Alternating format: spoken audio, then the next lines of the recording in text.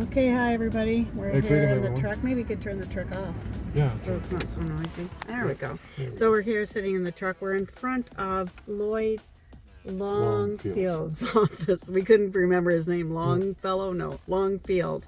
He's a member of Parliament here in Guelph. He's a Liberal Party member who's been here since 2015. And maybe we'll talk about this at some point. Maybe we'll even get to him. But he apparently voted to increase the funding to CBC. So just a little bit of trivia there for you. So anybody that is in and around Guelph, you might want to write to your member of parliament. Say, hey, maybe it's time to not increase their funding, but to defund them completely. Hey, it's a thought. So we're just going to sit here in the truck and have a little truck chat.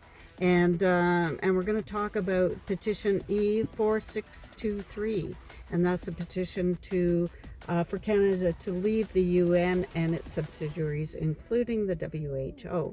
And at this point in time, just before I got on to doing this video, I checked and it's almost at 84,000 signatures. 83, would I say? 729 or something. Correct. Yeah, something like that. So close to 84,000 signatures.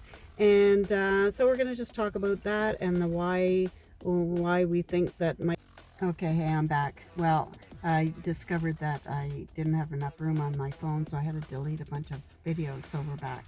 So I actually forget where it stopped, but basically saying we're talking about e-4623, the petition for Canada to leave the UN and the WHO. So I'm going to just turn the camera around, and Derek and I will have this conversation, and we'll see where that goes. Okay. Phone the camera around. There we go. So okay. Well, so what's different about the UN now and the World Health Organization and why we should leave? So if you go back maybe 3 or 4 decades, UN was somewhat more of a forum.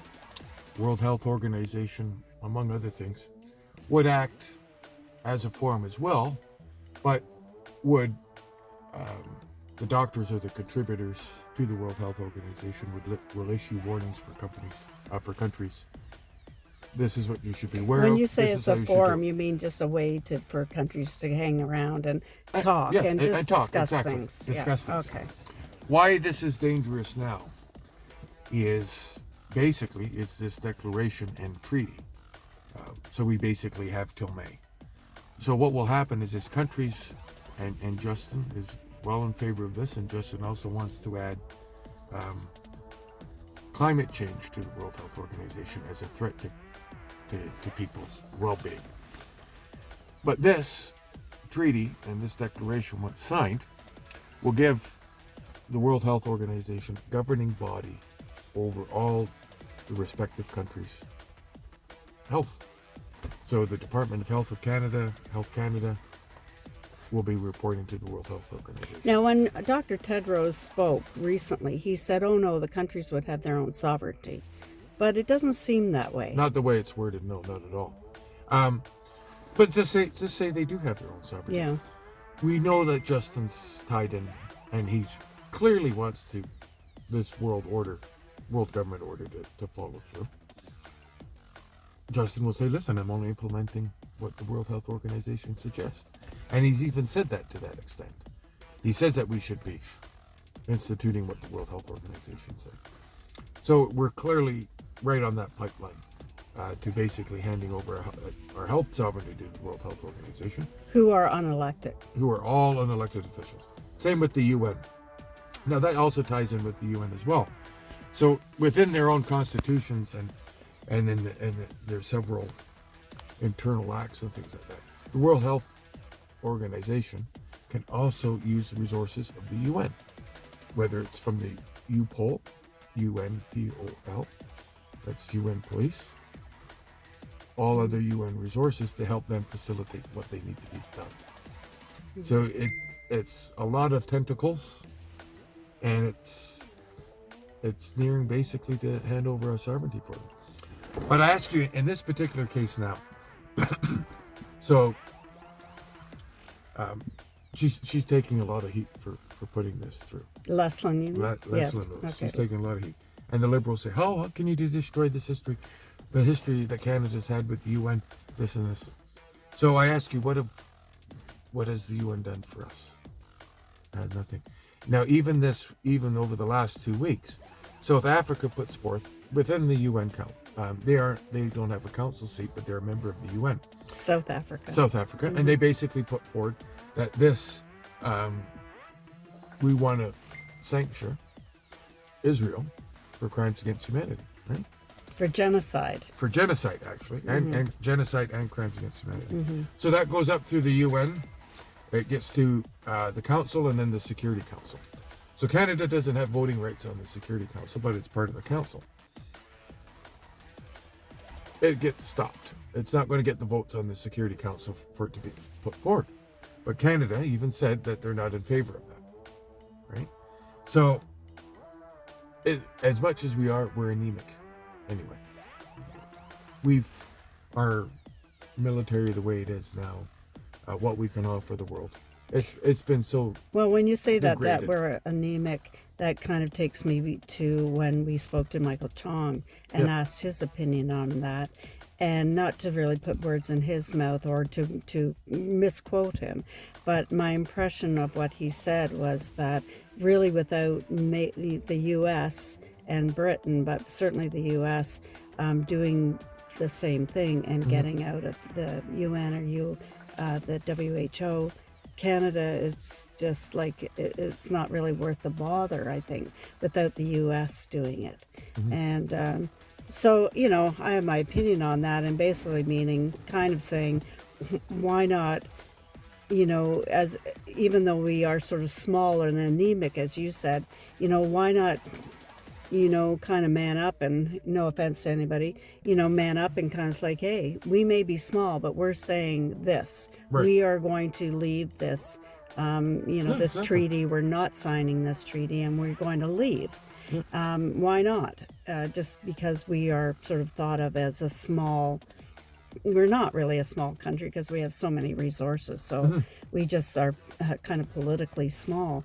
So that's kind of my feeling about it. Okay, we're back. Yeah. So just their contribution. So I'll talk in 2023. So Canada every year gives around 80 million. That's just for pure administration, desks, paper, whatever for the UN. This year we gave a little bit more in terms of for peacekeeping. So we gave $500 million, as well as 750 uniformed personnel. 150 of that were police, the rest were military. So that was for joint offices, any sort of peacekeeping throughout the world. But then Justin also did another contribution of another $500 million to the UN Climate Change Fund. Oh, for goodness sakes. Now, and you can look it up. It doesn't really specify where that money's going to and what that fund does. But so we're just in 2023, Canada, we put $1 billion into the UN. Wow. Or more. Okay, well, I think that's Okay. a pretty good reason right there. Yeah, $1 billion. I'm just afraid I'm going to run out of film or Yeah, video. and $1 billion to what we get. So it's really become a cesspool. China controls it. It's corrupt. It's bureaucrats making tons of money. It's politicians really spending our money for what we don't know. And now they have basically world control on their mind. The UN itself, you could make the point that it was needed. So the UN basically came into place in 1946, just after World War. Now it replaced what was the League of Nations. So the League of Nations came in after World War I, at the time of the Versailles Treaty, where France was putting the terms on Germany.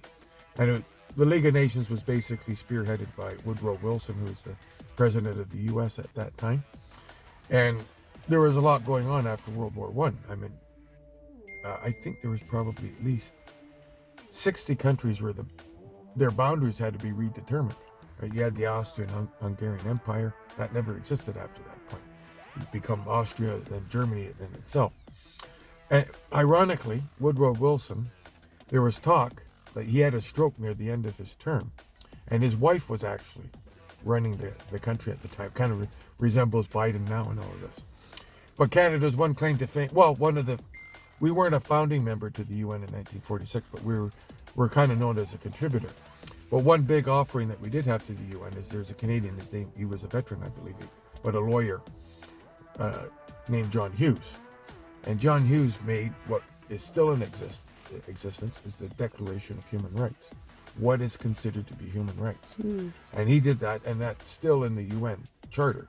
So that was a Canadian that actually did that, and that's what the UN is supposed to be based on.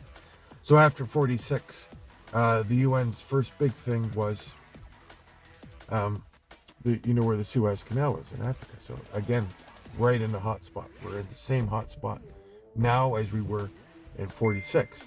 So the UN's first mission, which was jointly with Britain, Canada did contribute a little bit, but it was Britain, US primarily. Egypt was going to take over the Suez Canal. So this was the first test that they had with the UN. So they go in front of the UN General Assembly and they say, well, we can't have Egypt, who at the time wasn't a member of the UN, take over the Suez Canal. So they put forward, well, we're going to have to do a military operation to ensure that they don't take over the Suez Canal. So that's where it all started there. And then there were subsequent UN missions. Congo was one, which Canada went into.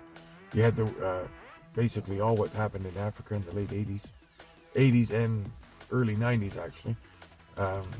Somalia, you had the food programs, all of this was done through the UN. So in a sense, you could say positive contributions to the UN. At that time, it was still becoming very, very corrupt, very, very bureaucratic, and now really, in honest sense, you cannot trust the UN on anything that they're doing right now. It is so corrupt. China has its tentacles everywhere, and it's so globalist in its mentality that it's completely. It will hurt us. They want control over us. So you definitely are of the opinion that signing this petition is the right thing to do. Yeah, I don't, I'm enjoying the history lesson, but I'm worried that I'm going to run out of space on my thing. But that's a start. Start looking those things up. But, we can talk about this further as we go along, because even, after this petition is signed and read and done, it'll still be a problem that we're going to have to face at some point. So we'll say goodbye to you guys now, and maybe we'll carry on this history lesson at some point. Absolutely. So you want to say freedom, sign that petition. And sign that petition. For e-4623. It's easy to look up. Just go on ourcommons.ca and search for e-4623 and you'll find it.